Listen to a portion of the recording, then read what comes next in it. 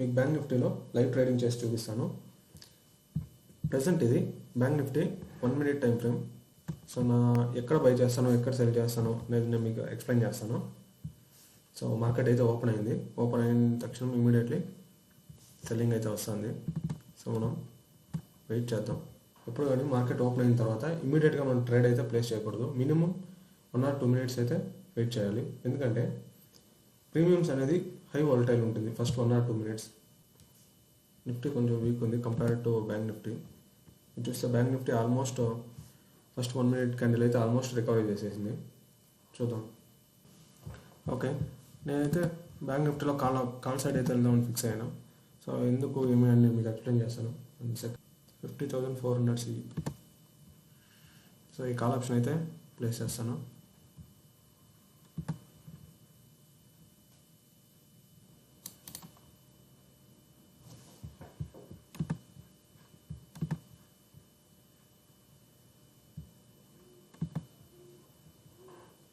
Order అయితే place చేశాను. చూడవచ్చు మీరు, కాల్ ఆప్షన్ ప్లేస్ చేశాను నేను. సో రీజన్ ఏంటి అనేది నేను మీకు చార్ట్లో ఎక్స్ప్లెయిన్ చేస్తాను. యాక్చువల్గా మీరు ఇక్కడ మార్కెట్ని అబ్జర్వ్ చేసినట్టయితే మార్కెట్ కంటిన్యూస్గా అప్ ట్రెండింగ్లో ఉంది.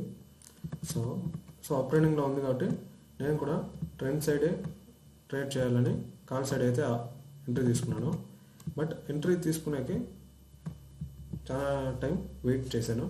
సో వెయిట్ చేసి ఎప్పుడైతే కరెంట్ డేస్లో బ్రేక్ అయిందో ఒక్క నేను ఎంట్రీ తీసుకున్నాను.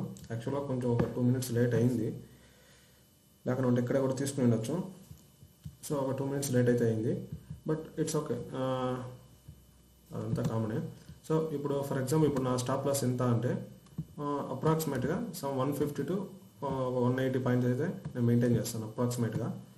సో సేమ్ అదేవిధంగా టార్గెట్ కూడా అబౌవ్ 150 to 180 పాయింట్స్ అయితే టార్గెట్ కూడా ఉంటుంది.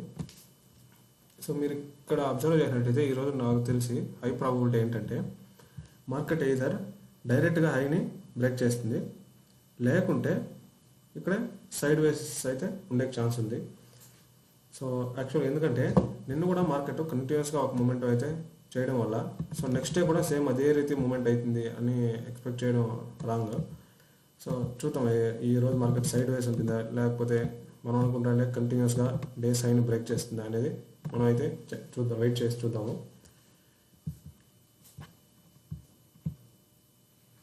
ప్రజెంట్ యాక్చువల్గా ఇది ఎంట్రీ అనేది కొంచెం లేట్గానే తీసుకున్నాను నేను.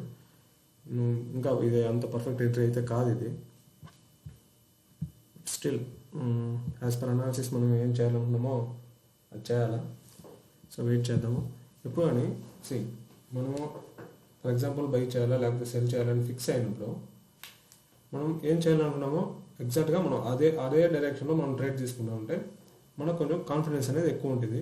ఇన్ కేస్ ఎస్ఎల్ అయినా కూడా మనకేంటంటే మనం చేసిన అనాలిసిస్ని అగైన్ మనం రివ్యూ చేసుకొని కరెక్షన్స్ అయితే చేసుకోవచ్చు.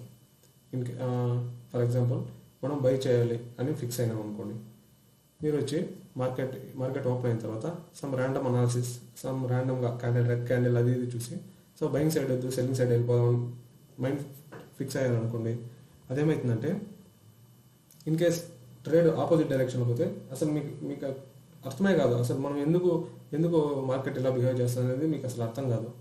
ఇంకోటి ఏంటంటే మీరు ఫుల్గా మీరు రిగ్రెట్ అవుతారు. అంటే అనవసరంగా రాంగ్ ట్రేడ్ తీసుకున్నాను, నేను ఫస్ట్ చేసిన అనాలిసిసే కరెక్ట్ ఉంది. సో అలాంటప్పుడు ఏం చేస్తారు, అది లాస్ట్ అయినప్పుడు దాన్ని ఎగ్జిట్ చేసి మళ్ళీ మీరు అనుకున్న దాని ప్రకారం ట్రేడ్ చేస్తారు. ఇది ఓవరాల్గా ఇదంతా ఏమైందంటే ఓవర్ ట్రేడింగ్కి దారితీస్తుంది. సో ఫస్ట్ ట్రేడ్లో మీరు ఆల్రెడీ లాస్ చేశారు, సెకండ్ ట్రేడ్లో ఇన్ కేస్ ప్రాఫిట్ అయితే ఓకే, అగైన్ లాస్ అయింది అనుకోండి, మీకు ఆల్మోస్ట్ ఇంకా మీరు ఒక స్టేజ్లోకి వచ్చేస్తారు. ఎలా అయినా ఈరోజు లాస్ రికవరీ చేయాలి అనే ఒక స్టేజ్లోకి వచ్చి కంటిన్యూస్గా ట్రేడ్స్ అయితే ప్లేస్ చేస్తూ ఉంటారు. సో అదేమవుతుంది, ఓవరాల్గా అకౌంట్ జీరో అవుతుంది. సో అందువల్లే మార్కెట్ ఓపెన్ అయ్యే ముందే ఇట్స్ ఓకే, రైట్ అవ్వచ్చు రాంగ్ అవ్వచ్చు, అది మన చేతిలో లేదు. బట్ ఏమంటే మార్కెట్ ఓపెన్ అయ్యే ముందే ఫిక్స్ చేసుకొని వచ్చినామంటే మనం కొంచెం ఈజీగా ట్రేడ్ చేయొచ్చు, అట్లీస్ట్ బిగినింగ్ స్టేజ్లో. సో నేను రెండు ఫాలో అవుతాను, నేను రెండు ఫిక్స్ అయ్యి వస్తాను మైండ్లో, ఎక్కడ బై చేయాలా ఎక్కడ సెల్ చేయాలని. సో దాని ప్రకారం మార్కెట్ బై సెల్ అనేది నేను చేస్తాను. బట్ అట్ ద బిగినింగ్ స్టేజ్లో మనం రెండు డైరెక్షన్స్ ఫిక్స్ అయ్యి రావడం కరెక్ట్ కాదు. ఏదో ఒక డైరెక్షన్కి స్టిక్ అయ్యి సో ఆ డైరెక్షన్ ప్రకారమే మనం ట్రేడ్ చేసామంటే బెటర్ రిజల్ట్స్ వచ్చేకి ఛాన్స్ ఉంటుంది. సో మార్కెట్ అయితే మన డైరెక్షన్ వెళ్తుంది. బట్ ఇక్కడ యాక్చువల్గా ఏంటంటే ఇప్పుడు మార్కెట్ ఓవరాల్గా అప్ ట్రెండ్లో ఉంది కదా. యాక్చువల్గా ఏమవుతుందంటే సో మనం ఎగ్జిట్ కూడా ఎక్కడ చేయాలంటే ఈ ఎప్పుడైతే డేస్ హై బ్రేక్ అవుతుందో డేస్ హై బ్రేక్ అయిన తర్వాత మనమైతే పొజిషన్ అయితే ఎగ్జిట్ చేయాలి. ఎందుకు చేయాలి అనేది నేను మీకు ఎక్స్ప్లెయిన్ చేస్తాను. అంటే with proper logic, without logic అనేది మనం ఎగ్జిట్ చేయము. విత్ లాజిక్ అది ఏంటి, లాజిక్ ఏంటి అనేది నేను మీకు ఎక్స్ప్లెయిన్ చేస్తాను.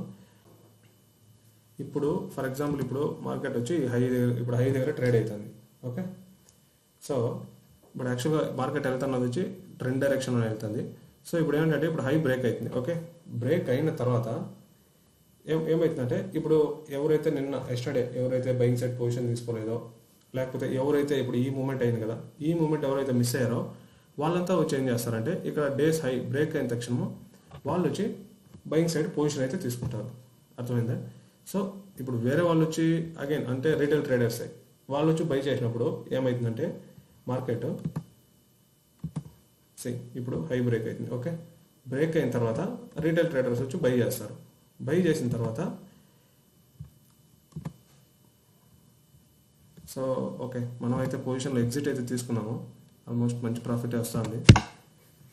ఓకే, 1700 అప్రాక్సిమేట్లీ 1765 అయితే నేను బుక్ చేశాను. బట్ అదే ఇక లాజిక్ ఏంటంటే నేను ఎందుకు ఎగ్జిట్ చేశానంటే సింపుల్ లాజిక్. ఇప్పుడైతే ఏమవుతుంది, డే హై బ్రేక్ అయింది. ఓకే, బ్రేక్ అయిన తర్వాత ఇక్కడ ఇప్పుడు ఎవరైతే ఇప్పుడు నిన్న ట్రేడ్ చేయలేదో, లేకపోతే ఎవరైతే ఇప్పుడు ఈ మూమెంట్ ఎవరైతే మిస్ అయ్యారో సో వాళ్ళంతా ఏం చేస్తారంటే ఇక్కడ వచ్చి బై చేస్తారు. ఓకే, ఇక్కడ వచ్చి బై చేస్తారు. వాళ్ళు బై చేసినప్పుడు ఏమవుతుందంటే మార్కెట్ రివర్స్ అయ్యేకి వాళ్ళు ఎస్ఆర్ హిట్ చేసేకి ఛాన్స్ ఉంది. ఓకే, రివర్స్ అయిన తర్వాత అగైన్ మళ్ళీ మార్కెట్ పైకి వెళ్తుందా కిందకి వెళ్తుందా అనేది సెకండరీ. బట్ ఇప్పుడు నేనైతే మనం ఆప్షన్ బయింగ్ చేసాం. సో ఆప్షన్ బయింగ్ చేసినప్పుడు ఏంటంటే క్విక్ మూమెంట్ని మనం క్యాచ్ చేసేకి ట్రై చేయాలి. స్లో మూమెంట్ ఉంది అనుకోండి మనకి ప్రీమియం అనేది కట్ అవుతుంది. ఇక్కడ ఇప్పుడు పైకి వెళ్ళింది, నెక్స్ట్ కిందకు ఇన్ కేస్ కిందకు వచ్చి మళ్ళీ పైకి పోయినా కానీ మనకి ప్రీమియం అనేది ఎంతో కొంత మెల్ట్ అయి ఉంటుంది, అంటే ప్రీమియం అనేది కట్ అయి ఉంటుంది. సో అలాంటి రిస్క్ లేకుండా నేనైతే నాకు అప్రాక్సిమేట్గా నాకు టార్గెట్ అయినప్పుడు నేనైతే ఎగ్జిట్ చేసేసాను. అది సో మీకు ఈ వీడియో నచ్చినట్టయితే సో నా ఛానల్ని సబ్స్క్రైబ్ చేయండి. సో ఇదే విధంగా ఎవ్రీడే నేనైతే మీకు లైవ్ ట్రేడింగ్ వీడియోస్ అయితే నేను అప్లోడ్ చేస్తాను.